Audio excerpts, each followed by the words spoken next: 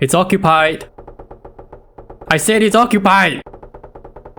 God fucking, I told you I'm inside. Oh.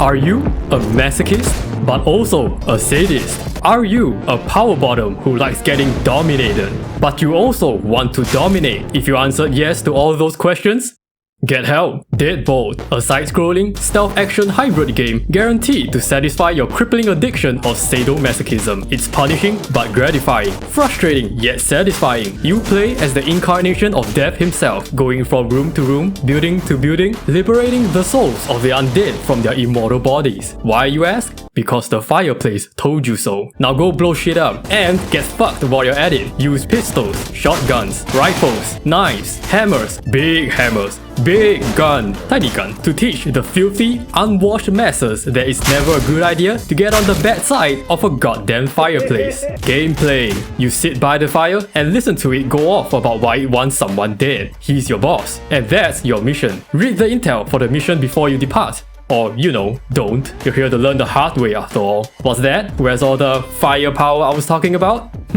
It's right there. And all over there, right in the heart of enemy territory. Why don't we bring our own weapons, you ask? Because you're not a pussy. Now go get it. There's usually more than one way of breaking and entering. You can, like a civilized door-to-door salesman, politely knock on the front door, then graciously, using your aggressive sales tactics, calmly convince him to let you in. Or, the more sensible option, traversing through the vents to get the drop on somebody, access rooms with weaponry, or introduce yourself up someone's ass. Use the weapons you find with pinpoint precision accuracy to dispose of every single undead in the vicinity. As you've likely noticed, your guns aren't laser pointers, so don't overlook melee weapons, as they can be just as effective as guns. Because for some reason, throwing them completely off trajectory and lightly scraping the knee of an undead is even more lethal than putting several rounds through them. There's also quite a few things in the environment that you can interact with to help you in your assassinations. Aside from knocking on doors to lure the undead, you can turn off lights, turn off all the lights, use the darkness to your advantage, set up microwave on timer to lure the nearest undead, or use any furniture as cover. Cover is very powerful because it effectively nullifies all incoming gunfire, while the AI stands out in the open, begging to get shot. You can't abuse it though, lest you get overwhelmed. Besides, are you a little baby bitch boy who cowers behind safety? No! Like a true reaper, you stand out in the open, announce that you want to eat lead, then quickly run away to the next floor and camp the shit out of the entrance, as the AI foolishly gets demolished by your tactical cowardice. Hey, judge all you want. What matters is, I'm alive and he's not. By now, you've probably already realized that we pretty much die in one hit.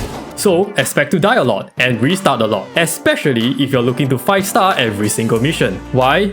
Well, just had a seemingly perfect utterly chat run, but midway, you, God forbid, shot a single stray bullet. Fuck your 5 stars. Introducing one of the worst rating systems in gaming history, where every statistic matters and yet they don't. Clear the mission in respectable time, first try, no deaths, all kills, perfect accuracy, almost full headshots. 4 stars, you plebeian. Took a while, died several times, missed multiple shots. 5 stars, you absolute beast. Used a shotgun to shoot a mine to clear the way. What dog shit accuracy you have. 2 stars, you idiot. Use a pistol instead for its single shot instead of pellets. Eat gas. Such skill. 5 stars. I'm not joking, these are the 2 runs. And the only difference was what I used to shoot the starting mine. As you probably guessed, any gun that isn't semi-automatic and fires only a single shot will tank your accuracy rating, unless you know what you're doing. Which, if you're like me, it's never. Up to now, I still don't have an exact idea of what the game defines as a 5-star rating. What I can only speculate is that the priority changes with each mission, with most of the points usually, maybe, probably awarded from time. And I say that with a grand total of 0% confidence. Because in the very first boss stage, where the game tells me to kill nobody else but the boss, and I did it in 19 minutes and 37 deaths, I was awarded 5 stars. I'm serious, but I can't show you proof, because you can't view your previous records for missions, and at the time, I wasn't recording, because I was taking too damn long to clear that mission. Just like math, the rating system makes no sense. And this can get frustrating really quickly, because you don't know what the fuck the problem is, and what to prioritize. The only thing you can do is make a guess, target a statistic to improve on, and pray that it is the one the game is looking for. Or accidentally improve some other stat that you were sure were not so relevant, and in all coincidence, now suddenly become become worthy of the fabled 5-star rating. It doesn't help that restarting doesn't actually restart your stats. It still counts towards your total number of deaths, and the timer is still ticking. So if you, like me, are extremely paranoid, you'd have to quit out entirely, reselect the mission, re-watch the stupid dialogue each time, and pray you don't mess up a single button input. But don't worry, the game will help you out by spawning a message every so often between the numerous deaths, very kindly letting you know to, don't be mad bro, you play like shit when you're mad. The first time this happened to me, I got distracted, died, and as a result, got even more angry. Thank you devs, very cool, it's working just as intended. Once you clear a mission, you get awarded with something called souls. Getting the 5th star rewards your efforts with a generous total of 0 souls. Congratulations! You can head to the shop and spend your hard-earned currency. Except, you actually won't be needing most of the items here. Trust me, early game, get only a hammer and death and taxes as your starting weapons. Once you have those, hoard your souls until you can get the most expensive weapon in the shop, the scythe. For it brings not only good damage but also an extended range and a fast attack speed. Everything dies in either 1, 2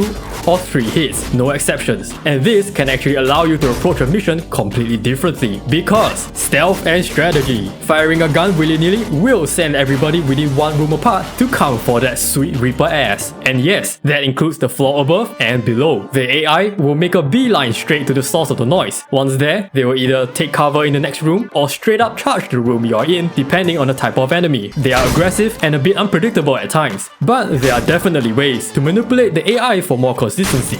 Personally, the unpredictability is what makes it better. Things may not turn out how you expected it to, even if you perform the exact same strategy, forcing you to think and react on the fly. However, that's if you went loud. The scythe is understandably a lot quieter, and for anything that dies in one hit, it is usually completely silent. I say usually because I couldn't figure out how the fuck sound works in this game. Sometimes two-shotting someone with a melee weapon will have your prey scream for just half a second, and is piercing enough to penetrate a whole layer of concrete above you, alerting the guy with ultrasonic hearing, who will then run across several rooms, alerting every other goddamn person. Other times, repeatedly punching the shit out of someone is all good. Other times, having 3 ear-shattering shotgun traps go off on the floor directly below is considered completely stealthy. Since sound is a total bitch to deal with, silenced weapons are obviously very powerful. Thus, if you so wish, buy the silenced pistol from the shop to make things a little bit easier on yourself. Thankfully, the music in general is pretty good. The sound design, absolutely fantastic, especially for your guns,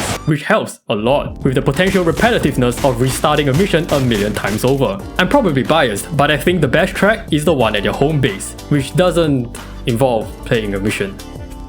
Anyway, visuals. It's very basic sprite art, but it gets the point across behind each enemy type. You can easily distinguish between them, which is important in quickly identifying and picking your targets. Enemy variation is also a strong suit of Deadbolt. As you continue to progress, certain enemy types will require a different method of unlifing them. It's definitely more difficult to deal with, but it keeps things fresh. And hey, what's better than making 5-starring a mission an even more painful experience than it already is? Story. Before anything, I think it's worth mentioning the warnings the game shows you when you put it up, as it contains some sensitive topics, I'll say. While personally, I didn't find anything that affected me, mental health is no joke, and is different for every living being. So, take heed of these warnings, because while Deadbolt's story is simple on the surface, the motivations behind why certain characters do the things they do go deeper. Playing through, you may find cassette tapes that drop from your enemies, detailing their thoughts on themselves or other more significant characters. Everything in Deadbolt is written and conveyed in a sort of cryptic way, and while it's not my favorite type of writing, I can still see why it may appeal to some people, as it lets players interpret the story events and characters on their own. If you're someone who likes to dive deeper into the lore of games, there's definitely something decent to be had here. It's nothing mind-blowing, but still interesting, which is great, considering that the game obviously focuses more on its gameplay elements. Plus, it's only $10 on Steam, and I took around 10 hours to clear it. Before you start clowning on me for this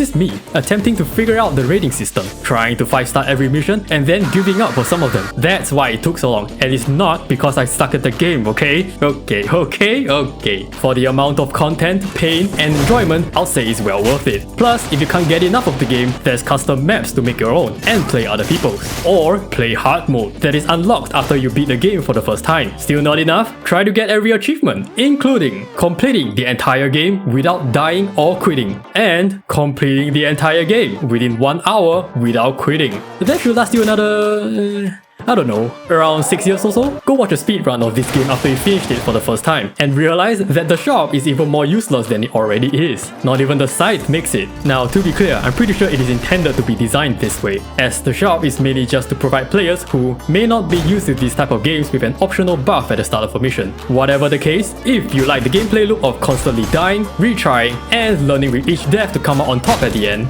get it. You know you like the challenge and to suffer. As always, expect more content coming your way because I'm back, maybe after 2 years. But seriously, if you're one of those who watched or commented on my previous reviews from back then, and now you're here again watching this from the bottom of my heart, thank you. Keep playing games, everyone. I'll see you guys in the next review.